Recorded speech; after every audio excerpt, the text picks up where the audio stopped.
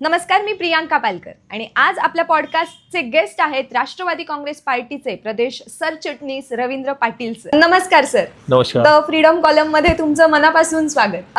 Sir, पहिला प्रश्न असा की स्वर्गीय अजितदादा पवार यांचे निकटवर्तीय कार्यकर्ते म्हणून तुमची ओळख आहे, तर कसा हा प्रवास आला? खरं तर दादा आणि मी दादा 2008-9च्या समथिंग जळगाव जिल्ह्यामध्ये एका कार्यक्रमाच्या निमित्तानं आलेले होते आणि मी त्यावेळेस दादांची कार्यपद्धत आणि काम करण्याची पद्धत बघितली आणि बघितल्याच्या नंतर मला त्यावेळेस असं वाटलं की आपण दादांच्या सोबत काम केलं पाहिजे. तसं बघायला गेलं तर मी आधीपासूनच सेक्युलर विचारधारेतनं आम्ही घडलेलो शाहू फुले आंबेडकरांच्या विचाराने काम करत आलो आहे. सेवा संघ असेल, संभाजी ब्रिगेड असेल, चळवळीतनं घडलेलं आहे आम्ही कार्यकर्ते आहोत आणि त्याच्यामुळं ती विचारधारा मानणारे अजितदादा आणि दादांचं काम, त्याच्यामुळं दादांच्या सोबत काम करण्याची मनापासून इच्छा निर्माण झाली आणि दादांच्या सोबत 2008-9च्या वर्षापासून दादांच्या सोबत कामाला सुरुवात केली आणि तेव्हापासून कामाची सुरुवात झाल्याच्या नंतर हळूहळू मी गावाचा शाखा अध्यक्ष असेल, तालुक्याचा पदाधिकारी असेल, अशी सुरुवात केल्याच्या नंतर आम्ही पुढे जात गेलो. 2011ला मी तालुक्याचा संघटक झालो. राष्ट्रवादी युवक काँग्रेसला जिल्हा उपाध्यक्ष झालो आणि मग 2014मध्ये पक्षावरती अनेक संकटं आलीत. काही लोक भारतीय जनता पार्टीसोबत निघून गेली. भारतीय जनता पार्टीचे सरकार आल्याच्या नंतर आमचे ज्या वेळेचे विद्यमान आमदार आणि मंत्री होते संजय सावकारे, ते भारतीय जनता पार्टीसोबत निघून गेल्याच्या नंतर आमच्या तालुक्यामध्ये पक्षामध्ये कोणीच राहिलं नव्हतं आणि तशा परिस्थितीमध्ये मी राष्ट्रवादी काँग्रेस पक्षाची तालुका अध्यक्षपदाची जबाबदारी वयाच्या 21व्या वर्षी मी स्वीकारली आणि स्वीकारल्याच्या नंतर त्या पद्धतीनं आम्ही काम सुरुवात केलं आणि नेहमी दादांना भेटत जायचो. मुंबईला गेल्यानंतर दादांना भेटायचं, पक्षाचं काम करायचं आणि तालुका अध्यक्ष पदाच्या कार्यकाळामध्ये मी खूप चांगल्या पद्धतीने त्यावेळेस आंदोलनं असतील, उपोषणं असतील आणि आमच्या तालुक्यातल्या शेतकरी, मोलमजूर, विद्यार्थी, सामान्य माणूस या वर्गाला न्याय देण्याचा प्रयत्न मी तालुका अध्यक्षपदाच्या माध्यमातून प्रयत्न केला आणि तो प्रयत्न केल्याच्या नंतर 2017ला जिल्हा परिषदची निवडणूक लागली आणि माझी पंचायत समितीची तयारी होती. परंतु दादाने मला सांगितलं की रवींद्र, तू जिल्हा परिषद लढव, मी तुला ताकद देईल, मी तुझ्या पाठीशी आहे. आणि म्हणून त्यावेळेस मी जिल्हा परिषदच्या निवडणुकीच्या रिंगणात उतरलो. पंचायत समितीची माझी तयारी त्यावेळेस होती. त्यावेळेस महिला त्यावेळेस आरक्षण होतं पंचायत समितीला. माझं लग्न खरं तर त्यावेळेस झालेलं नव्हतं, परंतु तीसुद्धा व्यवस्था आम्ही त्यावेळेस केली की लग्न व्हायच्या अगोदर ज्या मुलीसोबत माझं लग्न मित्राची माझी भाची होती आणि त्या भाचीचं आमचं लग्न ठरल्याच्या नंतर आम्ही तीसुद्धा व्यवस्था केली की मतदान यादीमध्ये नाव कसं टाकता येईल आणि मग त्याच्या अगोदर आम्ही कोर्ट मॅरेज लग्न लावण्याचा प्रयत्न केला. त्याला कालावधी जास्तीचा लागत होता, तर मग आम्ही एका PhD झालेले एक वैद्य हे होते, महाराज होते आणि मग त्यांच्याकडे आम्ही एका मंदिरामध्ये लग्न लावून घेतलं आणि लग्न लावून घेतल्याच्या नंतर आम्ही मतदानाच्या यादीमध्ये आम्ही तिचं नाव नोंदणी केलं आणि नाव नोंद आल्याच्या नंतर मग आम्ही त्यावेळेस ठरवलं की जिल्हा परिषद लढवायची की पंचायत समिती. परंतु त्यावेळेस आम्ही दोघंही फॉर्म भरलेत. माझ्या मिसेसचा पंचायत समितीचा फॉर्म भरला आणि माझा जिल्हा परिषदचा फॉर्म भरला. खरं तर पंचायत समिती लढवण्याचीच इच्छा आमची जास्तीची होती, पण आमच्या तालुक्यातील माझे आमदार संतोषभाऊ चौधरी हे त्यावेळेस आमच्यासोबत होते. त्यांनी त्यावेळेस मला पाठिंबा दिलेला होता आणि ते म्हणले की रवींद्र, आपण दोघी निवडणुका लढूया, सुनबाईची पंचायत समितीला आणि तू जिल्हा परिषदला. आणि त्यावेळेस आमचं लग्नही झालेलं नव्हतं आणि भाऊ म्हटलं आपण दोघं निवडणुका लढणं शक्य नाही. मग मी अजितदादांशी बोललो की दादा, अशी अशी परिस्थिती आहे, काय केलं पाहिजे? दादा म्हटले असं करू नकोस, तू कोणतीही एक निवडणूक लढ, तू जिल्हा परिषदची निवडणूक लढलेली चांगली राहील आणि तुझी परिस्थिती सांगितली तुझ्या मतदारसंघाची, तू निश्चितपणाने निवडून येशील अशी मला खात्री आहे. असं दादा त्यावेळेस म्हटले आणि मग आम्ही त्यावेळेस निर्णय घेतला की आपण जिल्हा परिषदची निवडणूक लढवायची आणि जिल्हा परिषदची निवडणूक लढवली आणि मी त्यावेळेस विजयी झालो. दादांना फार आनंद झाला की माझा कार्यकर्ता जिंकून आला.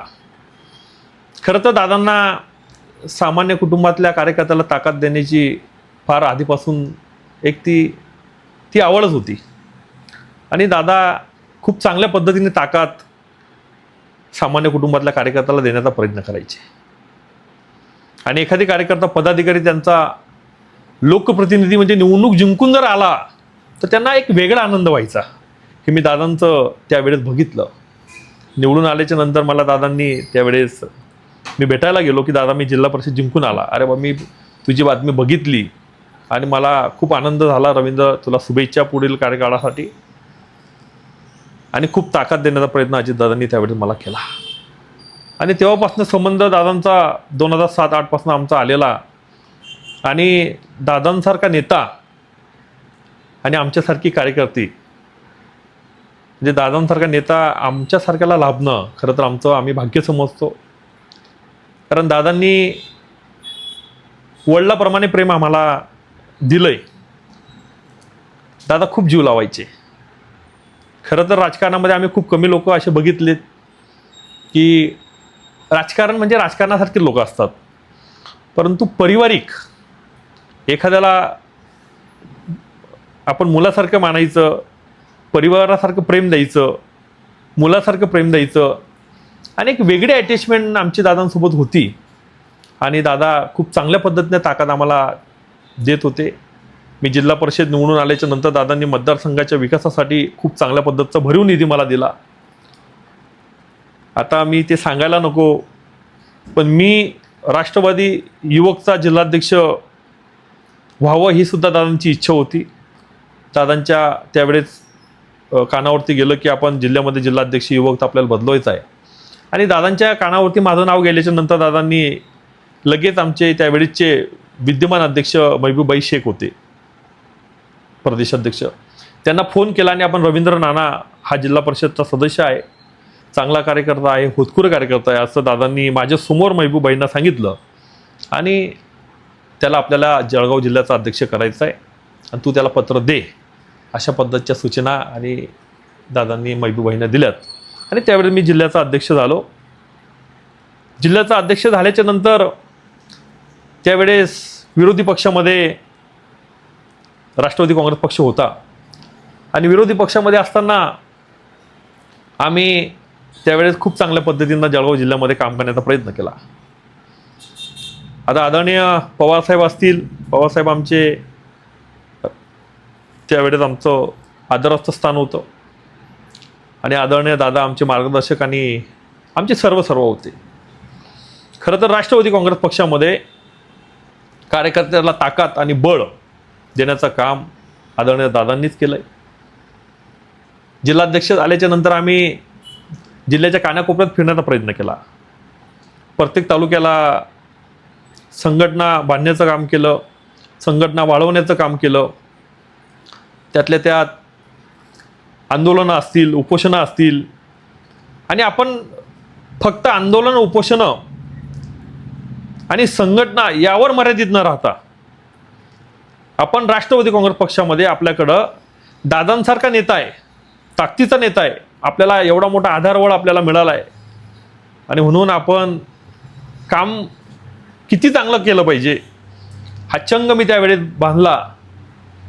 आणि राष्ट्रवादी युवक काँग्रेसच्या माध्यमातून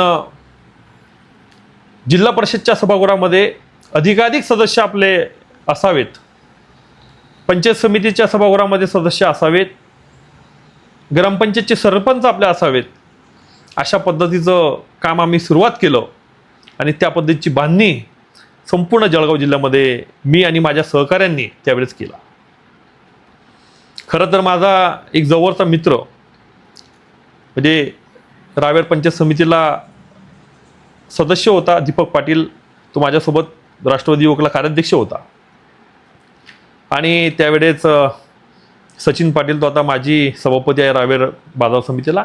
अशी आमची खूप मोठी आणि चांगली टीम त्यावेळेची आमची होती. पण आम्ही 3-4 लोक 2010-11 पासून आम्ही सोबत राहायचो. आणि दीपक मला काय म्हणायचा की रवी भाऊ तुम्ही म्हणजे दादांशी एवढे जवळ कसे गेलात. कारण दीपक भाऊ आमचे काय माझ्यासोबत राहायचे. 2010-11 पासून आम्ही आमचं मुंबई येणं जाणं कंटिन्यू सोबत राहायचं. आणि त्याच्यामुळं दादांशी असलेलं माझे ऋणानुबंध, दादा ज्या पद्धतीने मला न्याय द्यायचे, मला जीव लावायचे, आणि मी कोणतंही काम दादांकडे घेऊन गेल्याच्या नंतर दादा ज्या पद्धतीने माझं काम मार्गी लावायचे ते मलाही भावायचं की दादांसारखा नेता मला एवढा जीव लावतोय, कोणते काम मी घेऊन गेल्याच्या नंतर काम करतोय. आणि मला त्या माध्यमातून खूप चांगल्या पद्धतीनं ऊर्जा मिळायची आणि मी काम चांगल्या पद्धतीनं करण्याचा प्रयत्न करायचो. म्हणजे सामान्य कुटुंबातल्या कार्यकर्त्याला आमच्या परिवारामध्ये कुठंही ग्रामपंचायतचा सदस्यसुद्धा नव्हता. परंतु मी राष्ट्रवादी काँग्रेस पक्षामध्ये सुरुवात केल्याच्या नंतर आम्ही ग्रामपंचायतला उभं केलं. ग्रामपंचायतला आई निवडून आल्यात. त्याच्यानंतर मी जिल्हा परिषदला उभं राहिलो, जिल्हा परिषदला निवडून आलो. त्यानंतर मी जिल्हा नियोजनला मी उभं राहिलो, जिल्हा नियोजनला मी निवडून आलो. नंतर त्याच्या अगोदर तालुक्याचा अध्यक्ष झालो, राष्ट्रवादीचा युवकचा जिल्हाध्यक्ष झालो.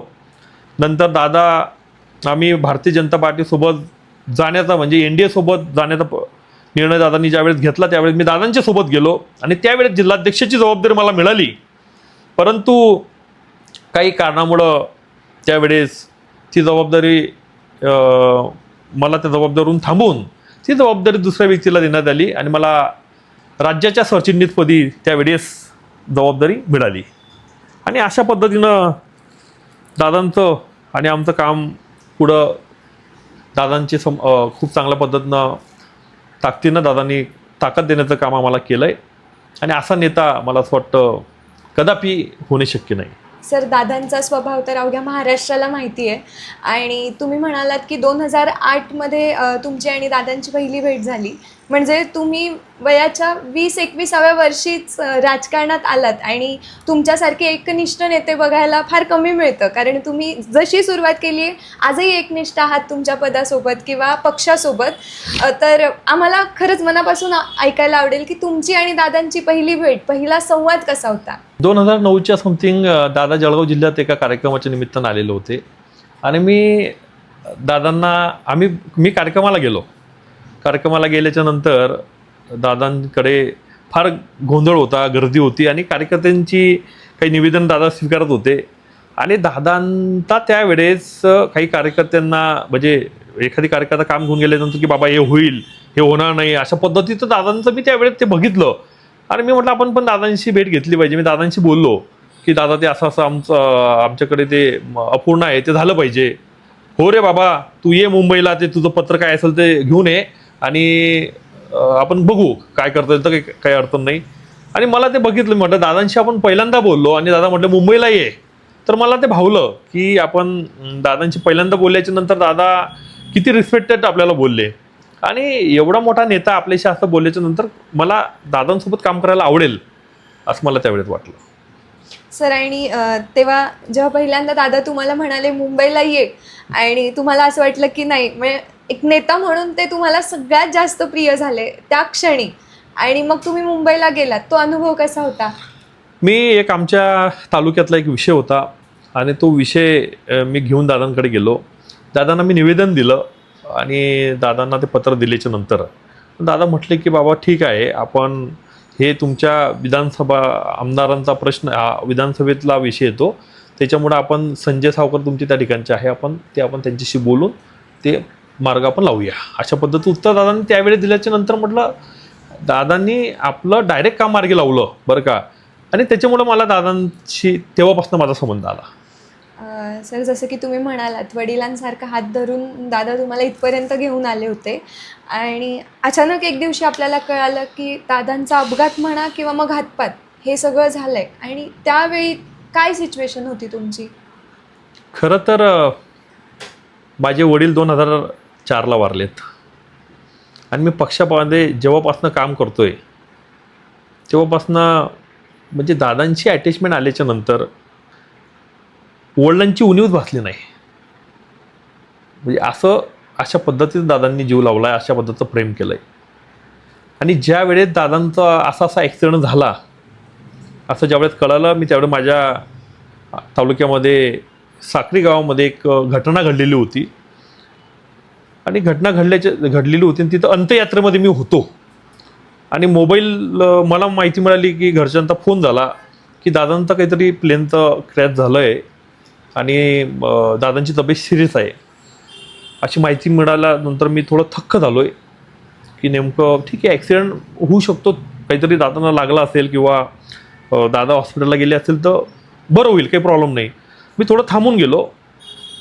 पुन्हा मी बारामतीतल्या एका पदाधिकाऱ्यांना फोन केला. दादांची बातमी अशी कानावर आली तर खरं आहे का? तर त्यांनी सांगितलं की हो, दादांचं 5 लोकांचं विमानात होते आणि असा विषय घडला आहे. परंतु शक्यता कमी म्हटल्यानंतर माझा फोन हातातनं त्या ठिकाणी पडला आणि मी आमच्या ड्रायव्हरला मी आवाज दिला. त्याला म्हटलं आपण गाडी तू काढ. आणि मी गाडीत बसलो. गाडीत बसल्यानंतर मला सुचलं नाही की 1-1.5 तास काय झालं बरं का. एवढं मी फार डिस्टर्ब झालो की दादा वाचणार नाहीत अशी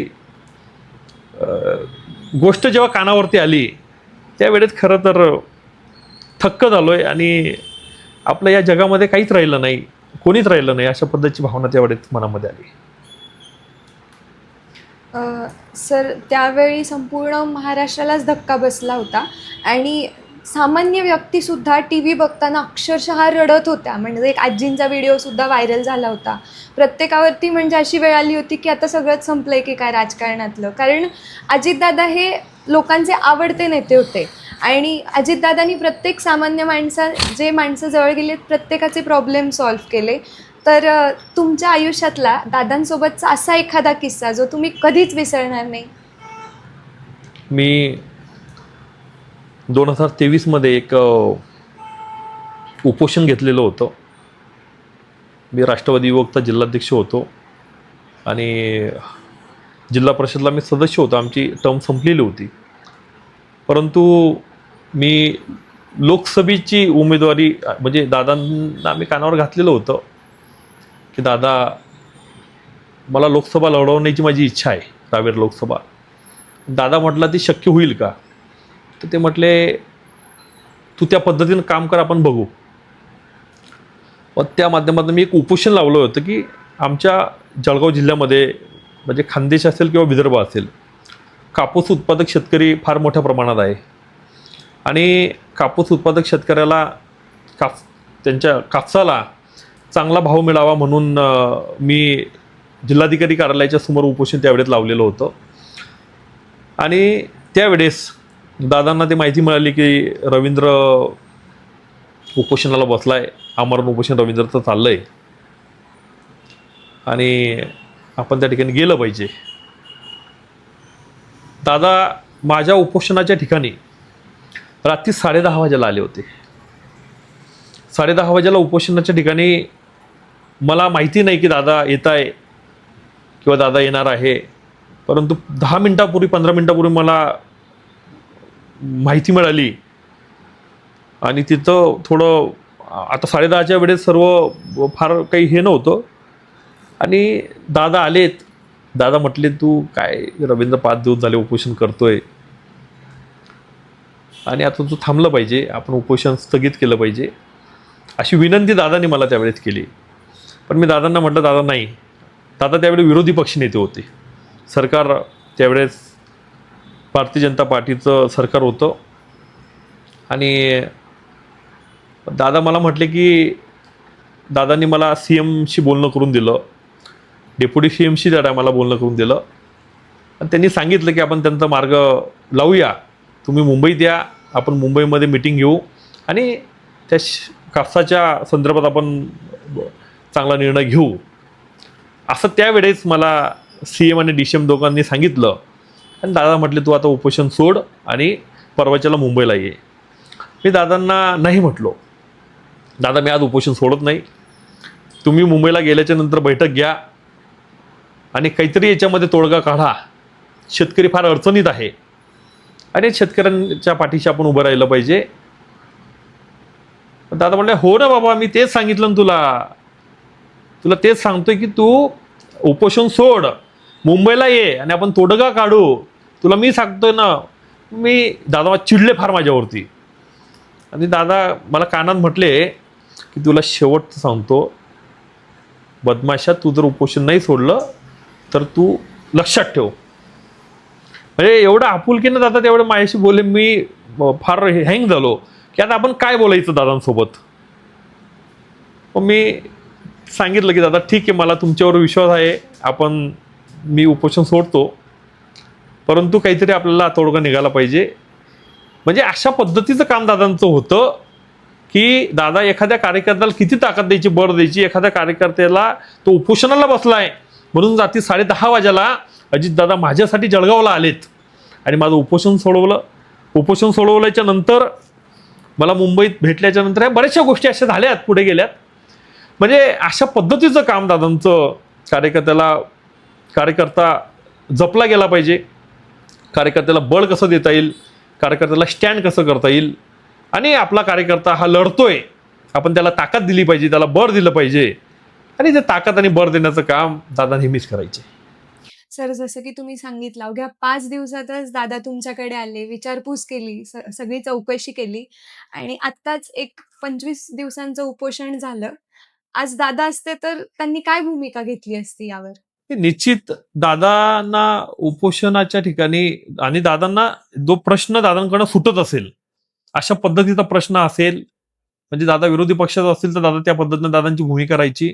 दादा सरकारमध्ये जर असतील तर दादा त्या पद्धतीनं त्यांना न्याय देण्याचे प्रयत्न करायचे की बाबा ठीक आहे, आपण याच्यामध्ये 100% तोडगा काढूया. आणि त्यांचा जो काही विषय असेल तो मार्गी लावण्याचं काम आदरणीय दादा त्या माध्यमातून करायचे. सर, दादांमध्ये असा कोणता गुण होता जो तुम्हाला सगळ्यात जास्त आवडायचा? तसं तर दादांचे असंख्य गुण दादांमध्ये होते, परंतु दादांमधला एक गुण म्हणजे नेहमी भावायचं की दादा कार्यकर्त्यांना जी ताकद द्यायचे, बरं का, तसं उदाहरणार्थ म्हणजे माझी कुठलीही राजकीय सामाजिक पार्श्वभूमी नसताना ग्रामपंचायत पासनं, एका शाखा अध्यक्षापासनं तर इथपर्यंत मी पोहोचलो. मग जिल्हा परिषद सदस्य असेल, जिल्हा नियोजन असेल, तालुका अध्यक्ष असेल, युवकचा जिल्हाध्यक्ष असेल किंवा प्रदेशचा सरचिटणीस, इथपर्यंत मी पोहोचलो हे फक्त अजितदादांमुळं. म्हणजे दादांनी सामान्य कुटुंबातल्या कार्यकर्त्याला ताकद कशी दिली पाहिजे, ती ताकद देण्याचं काम आदरणीय दादा करायचे. म्हणजे सांगायचं झालं तर अजितदादा आमच्यासारख्या कार्यकर्त्याचे आधारवड होते. एक आधार दादांचा आम्हाला होता. जसं परिवारामध्ये आपण आपल्या परिवारामध्ये आपले वडील आपल्या परिवाराचे कुटुंब प्रमुख असतात, तसे राजकारणामध्ये दादांनी माझ्यासारखे अनेक लोक दादांनी घडवलेत की ज्यांना कुठलाही राजकीय सामाजिक वारसा नव्हता. आणि आम्ही इथपर्यंत पोहोचू शकलो हे फक्त आणि फक्त दादांमुळं शक्य झालं. तसे आपण जर उदाहरण बघितलं तर आज विद्यमान विधानसभेचे उपाध्यक्ष आदरणीय अण्णासाहेब बनसोडे यांना दादांनी विधानसभेची उमेदवारी आणि त्यानंतर ताकद दिली आणि आपण आज त्यांना बघतो की ते विधानसभेचे उपाध्यक्ष आहेत. आता मी मागच्या कालखंडामध्ये बघितलं की सुनील अण्णा शेळके हे भारतीय जनता पार्टीमध्ये होते, परंतु त्यांना राष्ट्रवादीमध्ये घेऊन त्यांना विधानसभेची उमेदवारी दिली, त्यांना आमदार केलं, त्यांना ताकद दिली. आपण पारनेचे जे सध्या विद्यमान खासदार आहेत निलेश लंके साहेब, हे त्यावेळेस ते मूळचे शिवसेनेचे, परंतु त्यावेळेस ते शिवसेनेचे तालुका प्रमुख होते. मग त्यांना विधानसभा लढवायची होती. दादांनी त्यांना राष्ट्रवादी काँग्रेस पक्षात घेतलं आणि ताकद दिली, त्यांना आमदार केलं. आणि पुन्हा ते नंतर मला असं वाटतं ते आता खासदार झालेत. तसे आपण जर बघितलं तर चळवळीतनं पुढे आलेलं नेतृत्व आणि राजकारणाशी कुठलाच संबंध नव्हता असं आपले अमोल मिटकरी, शेतकरी परिवारातनं पुढे आलेले, दादांनी त्यांना विधान परिषद दिली. सोलापूरचे उमेश पाटील असतील, त्यांना दादांनी प्रचंड ताकद दिली. असे आमच्यासारखे माझ्यासारखे असंख्य कार्यकर्ते पदाधिकारी हे दादा हे म्हणजे दादा त्यांच्यासाठी सर्व सर्व होते. दादा त्यांच्यासाठी आधारवड होते. त्याच्यामुळं दादांचे असे अनेक गुण होते की त्याच्यामुळं अनेक कार्यकर्ते महाराष्ट्रामध्ये घडलेत. मध्ये पुणे मुंबईमध्ये पावसाचं प्रमाण वाढलं आणि त्यावेळी दादांचं एक व्यंगचित्र फार व्हायरल व्हायला लागलं, की दादा देवाला विनंती करतायत, की मला जरा वेळ जाऊ दे, मी सगळं नीट करून पुन्हा येतो. आणि खरंच दादा नाहीयेत तर प्रशासनावरती ताण पडतोय का? दादांना ऍक्च्युली सकाळी 5:30ला उठून दादा 5ला कामाला सुरुवात करायची. याची उणीव ऍक्च्युली संपूर्ण महाराष्ट्राला भासतंय. दादा बारामतीमध्ये असलात किंवा पुण्यात असलात तर दादाची अधिकाऱ्यांना सकाळी 5:30ची वेळ दिलेली असायची आणि 5:30ला दादा घराच्या बाहेर पडायचे आणि 5:30ला ज्या एखाद्या स्पॉटला जाण्याचं ठरलेलं असायचं त्या ठिकाणी दादा 5:30 पावणे 6ला पोहोचायचे. आणि त्याच्यामुळं ज्या वेळेस आता पाऊस खूप पुण्यात झाला, पुणे मुंबई, आणि त्यावेळेस दादांची गरज खऱ्या अर्थाने या ठिकाणी भासत होती की दादा राहिले असते तर दादांनी या सर्व परिस्थितीवर प्रशासनाच्या सहकार्याने एक चांगलं काम करण्याचा त्या ठिकाणी दादा नेहमीच प्रयत्न करायचे आणि ती उणीव लोकांना त्यावेळेस भासत होती आणि म्हणून त्यावेळेस त्या तशा पद्धतीचे चित्र मला असं वाटतं व्हायरल झालेत. सर, गुरुपौर्णिमा जवळ आली आहे आणि अर्थातच तुम्ही ज्यांना गुरु मानले असे अजितदादा, तुमचा एक व्हिडिओ प्रचंड व्हायरल झाला होता. त्या व्हिडिओबद्दल काय सांगाल? खरं तर मी दरवर्षाप्रमाणे दर गुरुपौर्णिमेला मी दादांची भेट घ्यायचो आणि दादा बऱ्यापैकी कोणाला पाया पडून द्यायचे नाही. हे अख्ख्या महाराष्ट्राने बघितलंय की दादांचे जर कोणी पाय लागायला लागलेत तर दादा बोलायचे, बाबा घरी जाऊन तुझ्या आई वडिलांच्या पाय लाग. परंतु मी एक अनुभवलंय दादांकडनं. मी जेव्हाही दादांच्या पाया पडायचो, मला एकही वेळेत दादा बोललेलं नाही की तू माझ्या पायाने पडायच्या, आई वडिलांच्या पाया पड. ते मला नाही माहिती पण एवढं प्रेम दादांचं माझ्यावरती होतं आणि म्हणून दादा मला गुरु समान होते. मी दर गुरुपौर्णिमेला दादांच्या दादांची भेट घ्यायचो, दादांचा सत्कारांनी सन्मान करायचो. शेवटची भेट मागच्या गुरुपौर्णिमेची जो माझा व्हिडिओ प्रचंड व्हायरल झाला, ती शेवटची भेट माझी दादांची गुरुपौर्णिमेची मागच्या वर्षी देवगिरीला झाली. खरं तर मी संध्याकाळच्या वेळेस दादांकडे पोहोचलो आणि दादा अधिवेशनाच्या समथिंग काहीतरी अधिवेशन काहीतरी होतं आणि त्यावेळेस संध्याकाळी बंगल्यावर आल्याच्या नंतर दादा म्हटले, काय रवींद्र, दादा काही नाही, आज गुरुपौर्णिमा आहे आणि म्हणून भेटीला आलो. दादा म्हटले, सकाळपासून काय झोपला होता काय? म्हणजे दादांना म्हणायचं असं होतं की बा तू सकाळपासून काय करत होतास आणि एवढा संध्याकाळी आलास. कारण दादांची सकाळी 5ला व्हायची आणि तेव्हापासून दादांचं कामकाज चालू व्हायचं. आणि मी दादांना म्हटलं, दादा मी मुंबईतच 5 वाजेला पोहोचलो आणि त्याच्यामुळे मी पहिल्यांदा लेट झालो असं मी दादांना त्यावेळेस म्हटलो. आणि दादांची गुरुपौर्णिमेची म्हणजे शेवटची गुरुपौर्णिमा माझी मागच्या वर्षीची ते दादांची ठरली. पण उद्याच्याला म्हणजे गुरुपौर्णिमा आहे आणि दादांबिना गुरुपौर्णिमा हे फार मनाला टोचणारा विषय आता आहे. ते शक्य नाही, परंतु आता त्याला पर्याय सुद्धा नाही असं वाटतंय. सर, अजितदादा गेले, पण आपल्या महाराष्ट्राला उपमुख्यमंत्री म्हणून पहिल्या महिला सुनेत्राताई पवार लाभल्या आणि त्यांच्या कार्यपद्धतीबद्दल काय सांगाल? नाही, आदरणीय वहिनी साहेबांचं आधीपासून दादांचा त्यांचा सहवास असल्यामुळं तशा वहिनी साहेब त्यांचं माहेरपर एक राजकीय घराणं आहे आणि सासर तर विषय येत नाही. आणि दादांची साथ आधीपासनं असल्यामुळं वहिनींमध्ये म्हणजे वहिनी नवीन आहात राजकारणामध्ये असं आम्हाला तर जाणवत नाही. म्हणजे वहिनींनी एवढा आघात झाल्याच्या नंतर, दादा गेल्याच्या नंतर वहिनींनी एवढा जबरदस्त स्टँड घेतलाय की आपण बघतो आपल्या समाजामध्ये पती गेल्याच्या नंतर परिवार खचतो आणि महिलांची तर अवस्थाच फार अवघड होते. परंतु महाराष्ट्रामध्ये दादांचा फार मोठा परिवार आहे, फार गोतावळा मोठा आहे आणि म्हणून आपण उभं राहिलं पाहिजे. आपण ताकदीनं उभं राहिलं पाहिजे. सर्व दुःख पचवून बाजूला सारून वहिनी साहेब फार स्ट्रॉंग पद्धतीनं उपमुख्यमंत्री पद आज सांभाळतायत. त्या पदाला न्याय देत आहे. कार्यकर्ते असतील, पदाधिकारी असतील, यांना न्याय देण्याची भूमिका, आज ठोस न्याय देण्याचं काम आदरणीय वहिनी साहेब करतायत. सर, जेव्हा हा अपघात झाला त्याच वेळी थोड्या दिवसांनंतर त्या ज्या पायलट होत्या त्यांना भेटण्यासाठी वहिनी त्यांच्या घरी गेल्या सांत्वना देण्यासाठी आणि स्वतः एवढ्या मोठ्या दुःखात असताना, एवढा मोठ्या दुःखाचा डोंगर कोसळलेला असताना सुद्धा त्या सांत्वन देत होत्या. तर त्यांच्या कार्यपद्धतीविषयी काय सांगाल? त्यांना तुम्ही भेटल्यानंतरचा अनुभव कसा होता दादा गेल्यानंतर? त्यांनी मी तेच तुम्हाला सांगितलं, की अं, आज एवढा मोठा आघात झाल्याच्या नंतर वहिनींनी शपथविधी किती कठोर मनाने तो शपथविधी घेतला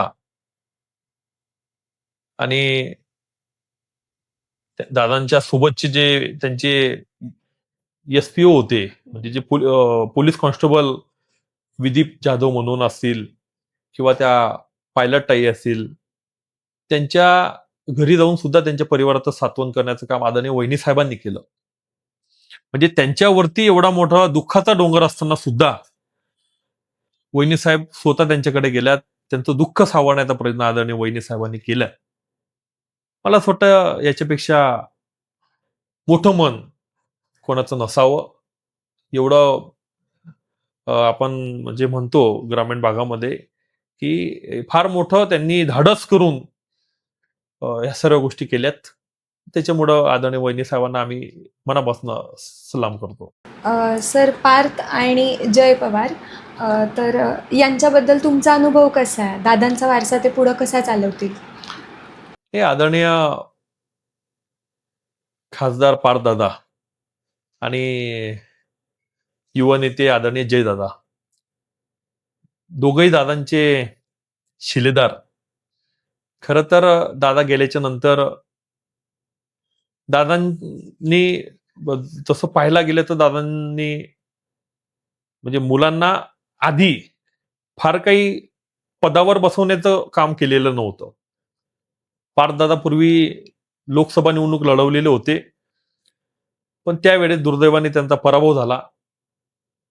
त्यानंतर दादा त्यांना विधान परिषदेवरती, राज्यसभेवरती घेऊ शकले असते, परंतु दादांनी तशा पद्धतीचं काम नाही केलं आणि आपले मुलं हे लोकांमधनं निवडून आले पाहिजे अशा पद्धतीची भावना त्यावेळेस दादांची होती आणि दादांनी त्यावेळेस फार वेगळा विचार दादांचा त्यांच्याबद्दल होता.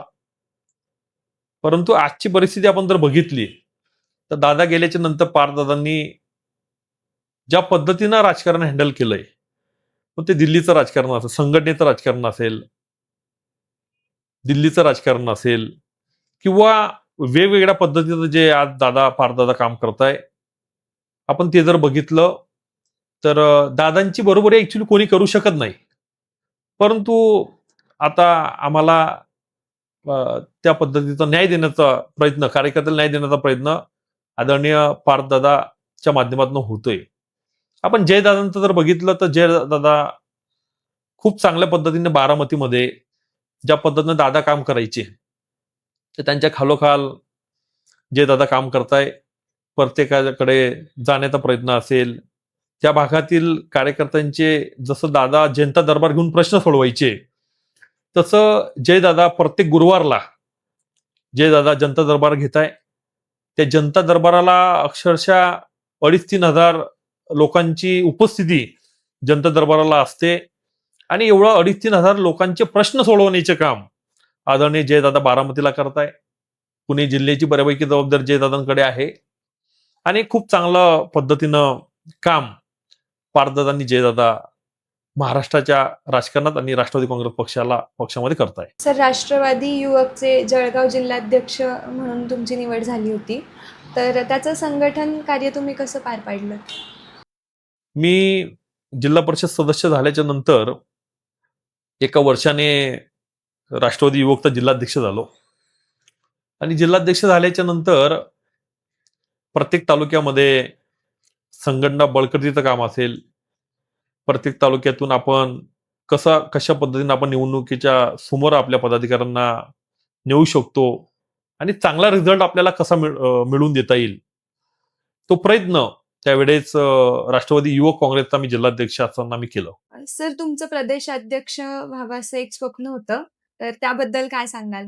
ऍक्च्युली राष्ट्रवादी युवक काँग्रेसचं जागा म्हणजे पद रिक्त असल्याने अनेक दिवसापासून तो विषय होता. दादा ज्या वेळेस होते तेव्हापासून तो विषय पेंडिंग आहे आणि त्यावेळेस अनेकांची नावं समोर आलेत युवक अध्यक्ष पदासाठी. तर मी पण इच्छुक म्हणून मी दादांकडे त्यावेळेस गेलो आणि दादांना म्हटलं, दादा मी ही जबाबदारी पार पाडू शकतो.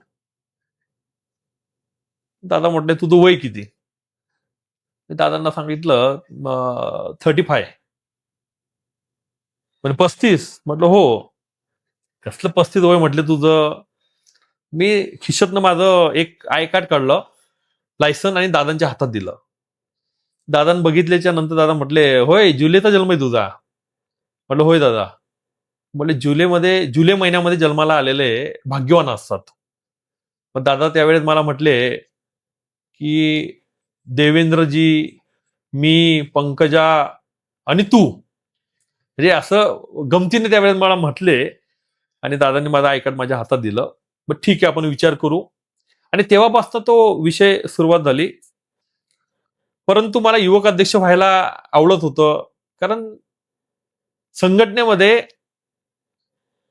दादांना अभिप्रेत असलेलं कार्य करणारा पदाधिकारी त्या ठिकाणी राष्ट्रवादी युवकचा प्रदेशाध्यक्ष झाला पाहिजे, ही आमची सर्वांची भूमिका होती.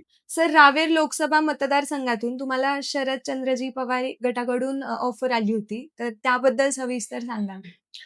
नाही, खरं तर मी राष्ट्रवादी युवकचा जिल्हाध्यक्ष असताना, जिल्हा परिषदचा सदस्य आणि गटनेता उपगटनेता असताना मी आमच्या जिल्ह्यामध्ये मी ज्या पद्धतीनं काम केलंय आणि ज्या पद्धतीनं संघटनेतलं काम असेल, लोकप्रतिनिधी असताना मी जे काम केलंय, तर मलाही कुठेतरी वाटलं की आपण लोकसभा लढवू शकतो आणि आपण प्रयत्न केला पाहिजे. मग हा चंग आम्ही त्यावेळेस बांधला. आमचे सहकारी, आमच्या प्रत्येक तालुक्यातले आमचे सहकारी, जे रावेरमधनं आमचा पंचायत समिती सदस्य दीपक पाटील असेल, सचिन पाटील असेल, आमच्या मुक्ताईनगरमधनं पवन पाटील असेल, जामनेरमधनं किशोर खोडपे, अशी प्रत्येक तालुक्याची आमची जे सहकारी मंडळ होती, हे फार स्ट्रॉंगली होती आणि आपण लोकसभा लढवायची का, असं आम्ही सर्वांशी डिस्कस केलं आणि आम्ही काम चालू केलं. त्या अनुषंगाने आम्ही जे कापसाचं उपोषण त्यावेळेस आम्ही घेतलं होतं, की आपण कापसाचं उपोषण घेऊ, कारण जिल्ह्यामध्ये यापूर्वी आदरणीय मंत्री गिरीश भाऊ महाजनांनी 2014च्या पूर्वी एक कापसाचं उपोषण जिल्ह्यासाठी घेतलं होतं आणि त्यावेळेस त्यांचे 6 आमदार आले होते. आणि म्हणून आम्ही म्हटलं, आपण उपोषण असेल, लोकांना न्याय देण्याचा आपण प्रयत्न या माध्यमातून करू. आणि लोकसभेचं तयारी आम्ही त्यावेळेस सुरुवात केली की ठीक आहे, उमेदवार मी असेल किंवा कोणी असेल, पण या सर्व तयारीचा फायदा आपल्याला पक्षाला होईल, हा ध्यास घेऊन आम्ही पुढे निघालो. आणि म्हणून त्यावेळेस 2024ला माझा तर पहिला त्या ठिकाणी संपलेला होता, कारण आम्ही एनडीए सोबत असल्यामुळं, म्हणजे दादांची राष्ट्रवादी एनडीए सोबत असल्यामुळं लोकसभेचा विषय राहिला नव्हता. आणि त्यावेळेस शरदचंद्रजी पवार साहेबांच्या पक्षाकडनं मला विचारणा झाली की तू आमच्याकडनं लोकसभा लढव. परंतु तो त्यांचा मोठेपणा, की माझ्यासारख्या सामान्य कुटुंबातल्या कार्यकर्त्याला त्यांनी विचारलं आणि मी त्यावेळेस लागलीच आदरणीय पवार साहेबांची सुद्धा भेट घेतली, राष्ट्रवादी काँग्रेस पक्षाच्या ज्येष्ठ नेत्यांची अनेकांची भेट घेतली आणि मी आभार त्यावेळेस मानले की शेवटी दादांशी माझी एक अटॅचमेंट फार वेगळी आहे आणि मी दादांना सोडून मी असं काही करू शकत नाही आणि मी त्यांचे आभार मानलेत आणि मी त्यावेळेस थांबलो. आतापर्यंतच्या पॉडकास्ट मध्ये तुम्ही सांगितलेले दादांसोबतचे किस्से हे खरंच फार म्हणजे असं वाटतं की ऐकतच राहावं. 2008 पासून सुरू झालेला हा प्रवास आणि अवघ्या 20-21व्या वर्षापासून दादांनी जी तुम्हाला साथ दिली आणि तुम्ही पक्षासोबत एकनिष्ठ राहिलात नेहमीच आणि दादांना तुम्ही गुरु मानता आणि योगायोग असा की उद्याच गुरुपौर्णिमा आहे आणि गुरुपौर्णिमेला आपल्या गुरूंना दक्षिणा द्यायची असते. आलेच समजा उद्या दादा तुमच्या समोर, तर तुम्ही त्यांना काय सांगाल? खरं तर ते आता शक्य तसं झालंच तर मला त्या गोष्टीचा आनंदच असेल आणि म्हणजे ते माझं मी भाग्य समजेल की दादा समोर आलेत. परंतु दादांना एकच सांगणं असेल की दादा या महाराष्ट्राला तुमची गरज आहे. तुम्ही इथं थांबणं गरजेचं आहे आणि तुम्ही इथं थांबा आणि तुमच्या बदला मी त्या ठिकाणी जातो एवढं मी त्या ठिकाणी दादांना सांगेल. कारण दादांना महाराष्ट्र म्हणजे महाराष्ट्राला दादा काम करताना बघायची सवय आणि आज दादा नसताना महाराष्ट्र जो पोरका झालाय मला असं वाटतं ते आम्ही अजूनही आम्ही ते स्वीकारत नाही, अजून आम्ही ते मानत नाही. म्हणून दादांना तेवढीच एक विनंती मी करेल की दादा तुमची गरज या महाराष्ट्राला आहे आणि मी तुमच्या बदल्यात त्या ठिकाणी जातो, तुम्ही या ठिकाणी थांबा. सर 2 दिवसांपूर्वी सुप्रिया सुळे या केंद्रीय गृहमंत्री अमित शहा यांना भेटण्यासाठी गेल्या होत्या आणि लगेचच न्यूज आली की सुनील तटकरे सर आहेत ते सुद्धा भेटण्यासाठी गेलेत. तर मग हा केवळ योगायोग आहे की दोन्ही पक्ष एकत्र येण्याची प्रक्रिया सुरू आहे? नाही खरं तर दोघं राष्ट्रवादी एकत्रीकरणाचा विषय दादा असताना तो विषय होता. हे चाललेलं पण होतं, त्याची चर्चा पण होती. पण आता जे चाललंय खरं तर हा निर्णय हा वरिष्ठ पातळीवरचा निर्णय आहे. आदरणीय पवार साहेबांच्या राष्ट्रवादीनं आदरणीय पवार साहेब असतील, आदरणीय सुप्रियाताई असतील. आमच्या राष्ट्रवादीतनं आदरणीय वहिनी साहेब असतील, पारदादा असतील, तटकरे साहेब असतील किंवा प्रफुल्ल भाई असतील. या सर्वांचा हा निर्णय आहे. पण निश्चितपणाने आमचे वरिष्ठ नेते जो निर्णय घेतील तो आमच्या सारख्या कार्यकर्त्यांना मान्य असेल. तर तुम्ही या पॉडकास्टचा भाग झालात यासाठी thank you so much yes, sir. Yes.